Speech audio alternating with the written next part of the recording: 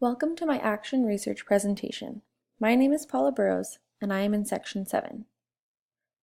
To begin, I feel that my students lack motivation in their learning. I believe that giving students information directly does not allow for them to develop ownership over their learning. I believe that student ownership and motivation would improve through student-centered exploratory learning opportunities in the classroom. The statement of the research problem. Exploratory learning allows students to discover the answers to questions, the formulas for measurements, or the solutions to problems on their own through exploration.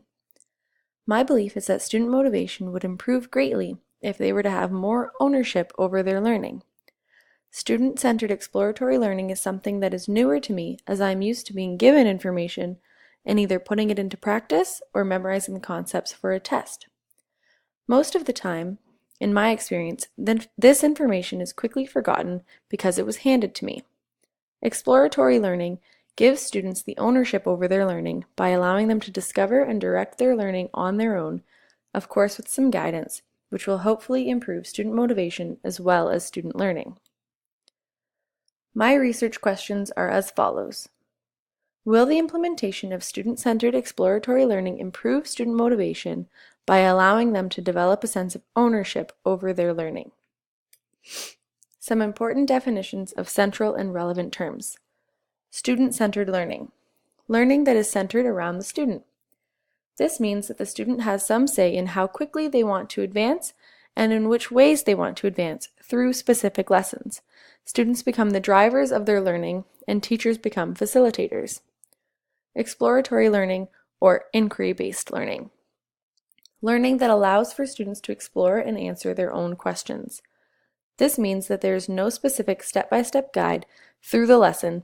However, students are able to answer and create their own questions as they move along. This type of learning needs to have strong teacher direction and guidelines.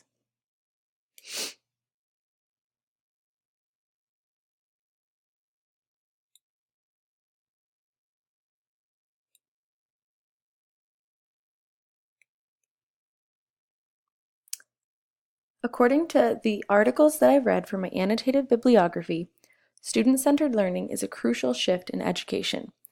It is necessary not only to improve student achievement, but also student motivation and attitude towards learning. Also, the majority of the articles agreed that not only does student-centered learning have an educational benefit, but it has a psychological benefit as well. Many of the articles focused on the relationship between cognition psychology and student achievement in learning. Specifically, the articles looked at the ways in which students feel about learning and how that affects their development, their achievement, and their motivation. Standardized tests, although originally intended to increase school accountability, is creating unnecessary stress for students, which lowers their success and their enjoyment of school. Psychologically, this can be altered by limiting the amount of standardization and instead focusing on the differences between students. And educationally, this can be done by shifting towards a student-centered approach to teaching. Overall, my research from my annotated bibliography made me feel very confident in my research question. Not only is my theory supported by many different articles, it is also backed up by its close relation to psychological development as well. My question asks whether or not student motivation can be increased through student-centered learning, and my research has shown me that yes, motivation and student success can be both improved by changing to a student-centered approach. My research action plan. What are your data sources and why did you select these? To answer my research question, I'll be using the following data sources: my own anecdotal observation notes, student-submitted exit cards, and checklists. I chose these data sources because I believe that the use of all three of them will provide well-rounded information. Anecdotal notes during observation will allow me to collect data during the exploration and learning process.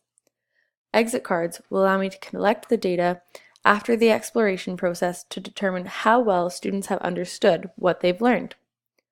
Lastly, checklists will allow me to determine where there may still be learning gaps or areas for improvement after the exploratory learning opportunities. Triangulation, validity, and reliability. In class, we learned that triangulation, validity, and reliability are all extremely important in creating a well-rounded research study. I will ensure validity by triangulating the data, collecting from 3 different sources. This will eliminate the possibility of bias in the anecdotal notes and will ensure that checklists and exit cards can replicate the same findings. By combining the results from all 3 data sources, validity will be ensured. Reliability will be ensured using the schedule of data collection.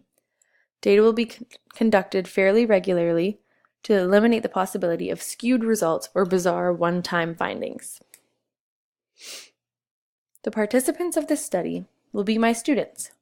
The data will be collected primarily in my classroom and only during school hours. Occasionally, I would like to have the LRT of my school sit in during a lesson or two and provide her own anecdotal notes that I can combine with my own to further increase validity and reliability.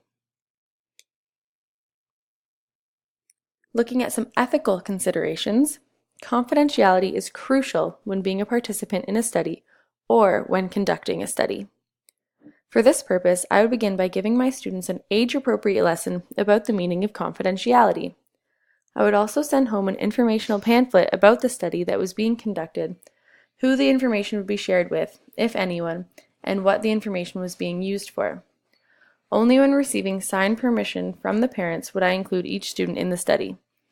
Because all of the data sources are also assessment tools, all students would complete all of the data sources, but certain students' data could be omitted from the study if deemed necessary by the parents.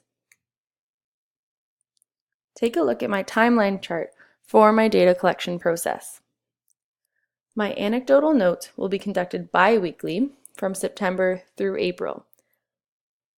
My exit cards will be conducted weekly from October to April. And the checklists will also be conducted bi-weekly from October to April. This timeline chart is based around how often I'm able to conduct inquiry-based learning opportunities in my classroom. To close, ultimately this study, if implemented correctly and if the data is collected correctly, will be to improve my teaching practice. The data will tell me about how well students are understanding the content, whether or not the students are enjoying the lessons, and most importantly, whether or not the students are becoming more engaged in their learning. This study will help me to discover what helps students to become more engaged and how to implement this into my lessons and units. Thank you for taking the time to listen to my presentation.